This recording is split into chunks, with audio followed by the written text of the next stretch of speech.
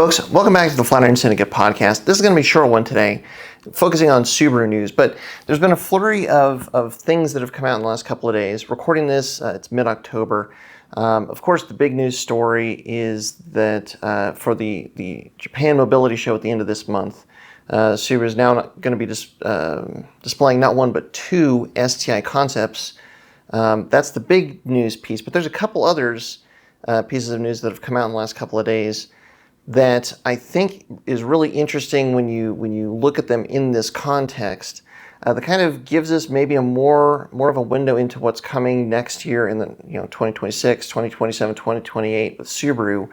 And one of these pieces of news actually brings up a pretty significant question in my mind. And so I want to dive into that. And then there's also a review of the Subaru Uncharted that's coming out of the press release from Europe that is really interesting. Again, kind of overlaid within these 4 points of information. So I want to talk about that and let you know what I think, and I want to see what you guys think. Leave what you think in the comments below. Okay, so what I think I'm going to do here is I'm just going to give you the 4 pieces of information that grabbed my attention in the last 24, 48 hours. And then I'm going to kind of go through each one and then talk about how, it's really interesting when you kind of consider all of these things together. All right, so the first one obviously is the 2 STI concepts that are going to be debuting at the Japan Mobility Show in less than 2 weeks' time. So we've got the Performance-B, which they've said is a full combustion engine STI concept, and then the Performance-E, which is the all-electric STI.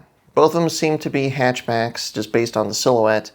Really curious what they look like, but looks aside, what I'm really most curious about is the specs. Especially because they're pitting an electric version of an STI versus a combustion engine of the STI. This is going to tell us a lot. You'd have to assume that basically either the EV is going to be maybe tuned down, which I just don't think it can be, and we'll get into that, or the combustion engine is going to have to be turned up a ton compared to what the last generation STI was.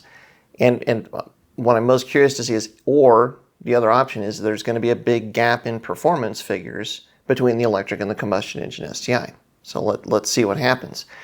Okay, so that's part number 1. Part number 2, this is an interesting one. It has pretty much been officially announced, though it's not been officially announced. It's been very reputably speculated that it is confirmed that Toyota is teaming up with Mazda for the next generation GT86.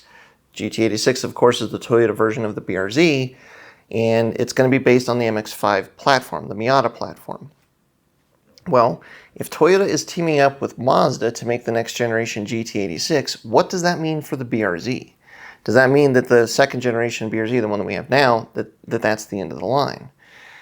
This is interesting to me. Now there's a third piece of news that this is a small one, but I think it relates directly to this in some ways, which is, all right, so in Japan, in Super GT, Subaru campaigns in the GT300 class with the BRZ. Now there have been two race cars. There's the first gen BRZ GT300, and now they've got the second gen, which is the one that they're currently running. They have announced that they're not going to be using the EJ20 engine anymore at the end of this season, at the end of the 2025 season. Now, the EJ20 engine that's been in this GT300 BRZ, it's basically their WRC engine. When they left the WRC, then they got more involved in Super GT, and that engine is what moved over into their BRZ. They actually won the championship, I think, 2 years ago, after many years of trying, which is a huge deal for Subaru. But the significance is that they took the first generation BRZ GT300 out as a test mule and put whatever this new engine is in their BRZ to test, and there's actually footage of that car testing, which is really interesting. So basically with BRZ news, on one hand you've got possibly Toyota and Mazda going off to make the next GT86, and now Subaru is retiring the EJ20 engine and putting in a new engine, which they're already testing for next year, the 2026 season. And now if Toyota goes off and makes the next GT86 with Mazda, what does that mean for the BRZ? Now the third piece of information is related to the press release for the Subaru Uncharted over in Europe. There's a really interesting article from Car Magazine about how they were brought out and went to test the Subaru Uncharted in Spain at a racetrack in Spain, and all of the things that they went through. And yeah, it's interesting, and I think maybe all of these pieces of the puzzle give us good hints at what the direction that Subaru is going. So first and foremost, I guess let's talk about the BRZ. In Japan Mobility Show, there's no BRZ. It's basically the three electric models, I believe, the Uncharted, the Trail Seeker, and the Solterra. And the family Huckster is going to be there, which, I mean, I guess that's cool. And then the two STI Concepts. So very EV focused in Japan, which probably makes sense because that's probably really what the majority of the Japanese customer base is looking for. I would say maybe even the European customer base, that's what they're looking for. And then the combustion engine STI, the BRZ, is missing from that. And if these reports are true that Toyota is going to go a different direction with the next GT86, could this be a good thing? I think that the answer is yes, as long as Subaru is willing to really kind of completely diverge from whatever direction Toyota wants to go with it and go their own way with the BRZ. And what do I mean by that? Well, since the BRZ came out, people have loved the car, loved the handling characteristics of the car, but they've also wanted more power. There's a lot of speculation that one of the main reasons that the BRZ never even was hinted at getting a turbocharged power plant was because, since it was developed in tandem with Toyota, Toyota sells way more GT86s than Subaru sells BRZs, and I believe that is still part of the agreement between the two. I want to say that Toyota is still, I want to say that the assembly line that makes them is still producing something like 3 GT86s for every 1 BRZ, and that's just the agreement. Like, Subaru cannot make more than that. So even if the demand was high, and I mean, that's another question, but that Subaru cannot outproduce or outsell the Toyota version. And Toyota has the Supra, which they, originally was a 6-cylinder turbo. Now there's a 4-cylinder turbo version of the Supra. Why would you want to make a GT86 that has more power, that gets closer to that Supra in terms of power and performance, and arguably, I guess, probably price as well, to compete with yourself? So I think there's a good possibility that Toyota is a big part of the reason why the BRZ and the GT86 have kind of been really kept in their initial spec, in the box of their initial spec, and that's it. And that's not really, there's not been a big performance version of it. There's not really been any discussion of adding power to it. Whereas I think, if they would add, an extra 50 horsepower to that platform, it would be a huge deal for the people that love driving that kind of car.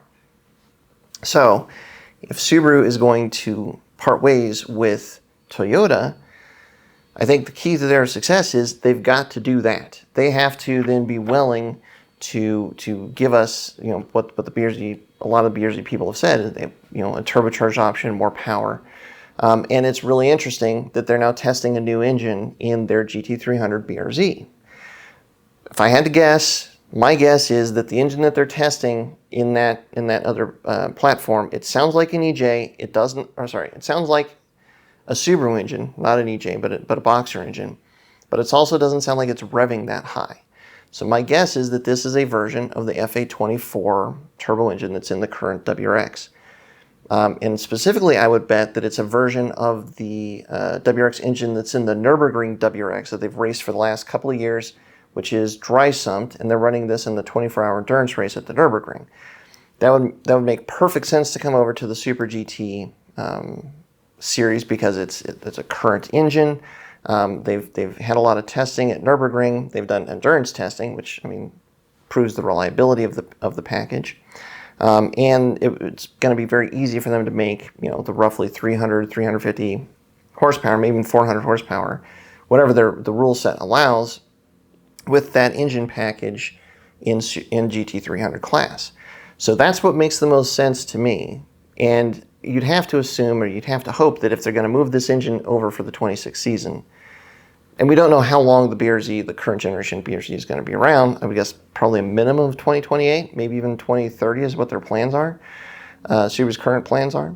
But to do all of this testing and R&D for that chassis and to showcase the capabilities of the BRZ chassis for a couple of years, and then to just basically turn off the switch and stop production, I hope that what this means is that that's not going to happen. That this means that they're going to keep that the BRZ, that type of car in their lineup going forward, and hopefully go their own direction once they can do so.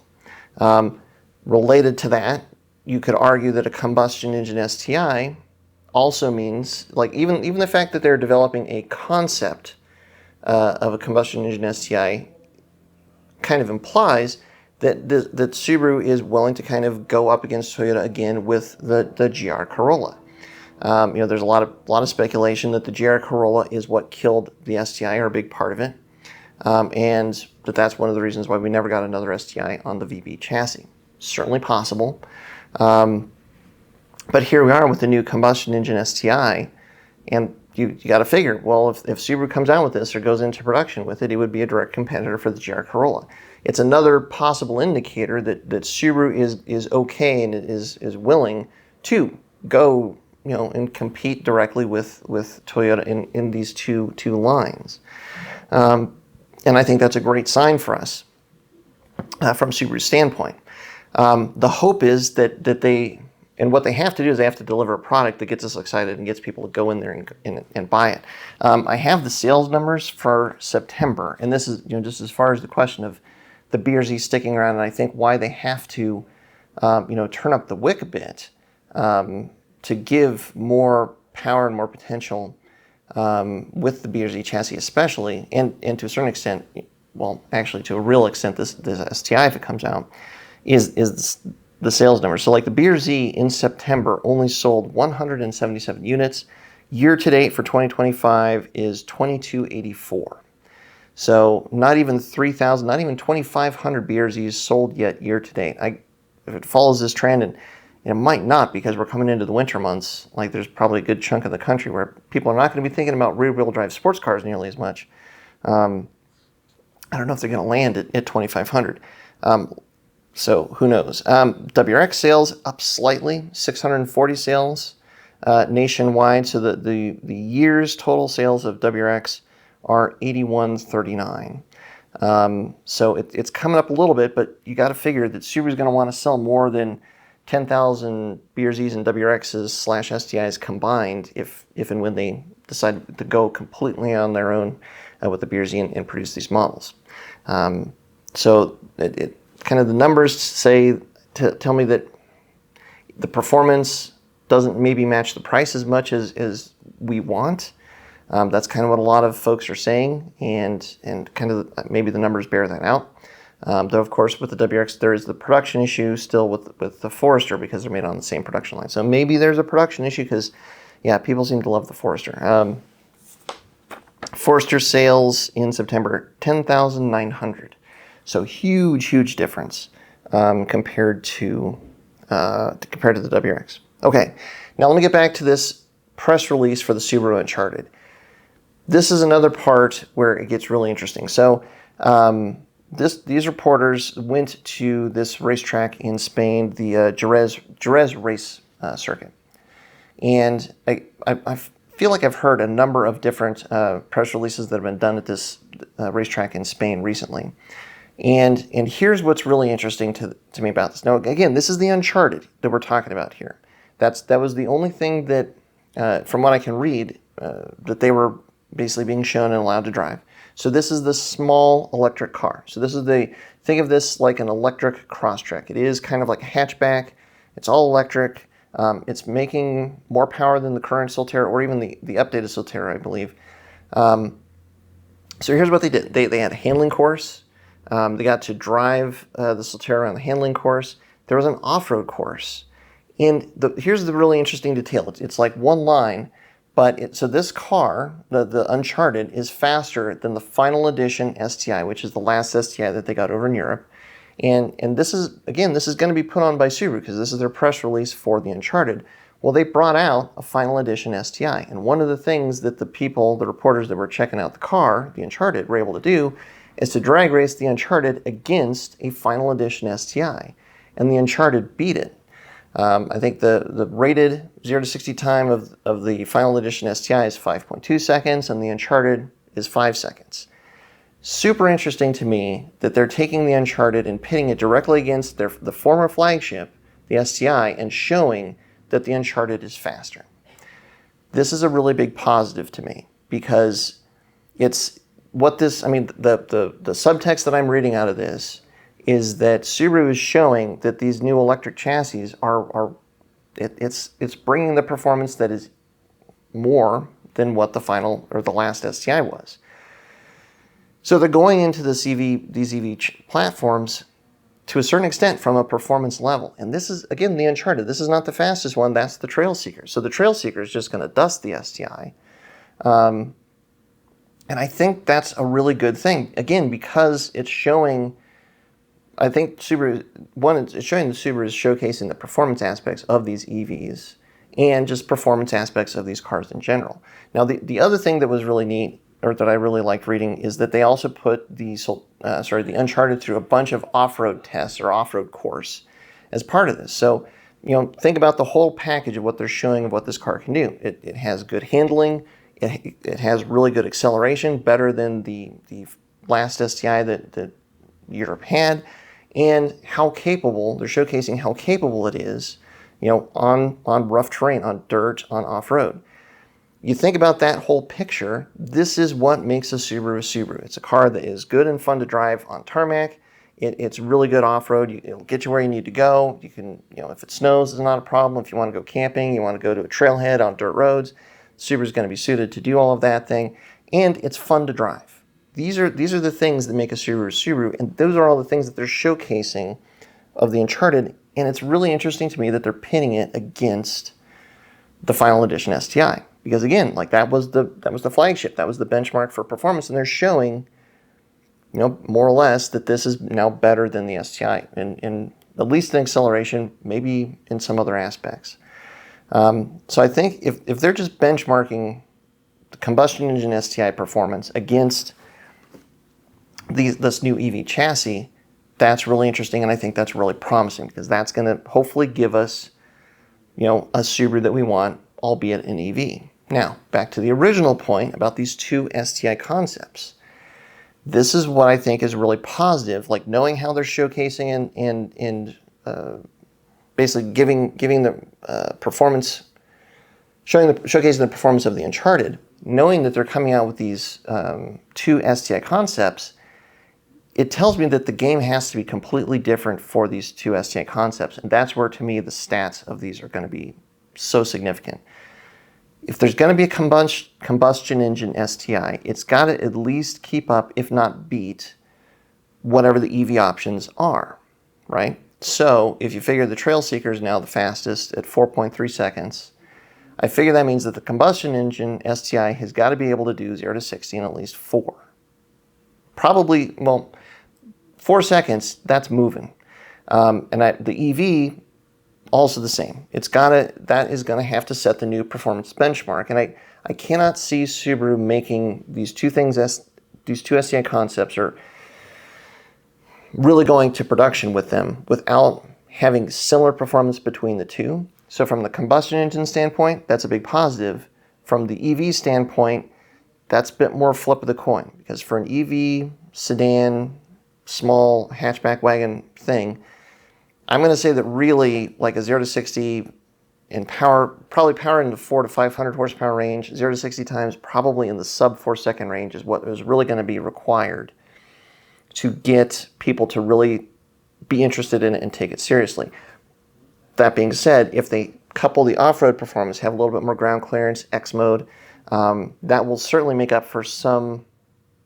I think people will accept that a lot more if the outright acceleration and performance is a little bit less than some of the other cars that are out there. But you got to remember, there's a lot of EVs now in this space, that are basically going 0 to 60 in, let's call it 3 seconds, sub 3 seconds, 2.9 to maybe 3.2. So that's what they're competing against there. So I think like all of these things put together, what it hopefully tells me is that Subaru's plan for the BRZ is hopefully to keep it around and to take it to another level, the level that we've kind of been wanting them to take it to, that I'm guessing maybe Toyota was preventing them from doing. And two, like they're setting a new benchmark for performance with these electric vehicles, and hopefully that new benchmark will then translate over to these STI concepts, which will then take the performance to a whole nother level, which will then kind of reestablish the kind of cars, the kind of performance that Subaru stands for. And then it's just a matter of, okay, Subaru, you reestablish these what your cars can do. Now, what do you want to go off and do with them? Obviously GT300, but what does this mean for rally? I don't know. That's for them to figure out. But basically, I think all of these things seem to have a common thread running to them, and I think it paints a favorable picture, hopefully, I strongly hope, of what Subaru is going to be doing in the future and what Subaru has planned. So those are my thoughts. I'm going to put links to all these articles in the description. Definitely check out the sound clips of the BRZ GT300 that's testing with the new engine. It's interesting. I really do think that there's a good chance that it's an FA24, just because it's not high RPM. It just really sounds like the revs are much lower, which fits with the FA24. So check all this stuff out. And if you've listened to this point, definitely let me know, what do you think? Is there a common thread running through all of this? Am I grasping at straws? Is this a big positive? Does this give you more hope for what is coming from the future with Subaru, or does this just leave as many questions open as there was before? Yeah, only way to find out is to wait, see what happens at the Japan Mobility Show here in a couple of weeks, see what the stats are, and actually get in and see what these new EVs are like to drive. And man, yeah, Subaru, come on, you got to give us a couple hints here at least about what's going on in your thought process, and where you're going to take us, and hopefully keep something going for us enthusiasts. So that's what I have for you today. Just interesting stuff, and of course, as more Subaru news comes out, hopefully some more things will be revealed, more planning will be revealed from Subaru. Fingers crossed. I'll come back and I'll make another episode, keep you up to date as best as I can. Probably as soon as the Japan Mobility Show comes out, definitely give you some feedback on what I think. Well, just whatever we find out from that. So that's what's going on right now. So thanks very much for watching. Thanks for your support as always. And until next time, stay tuned to Flatirons Tuning.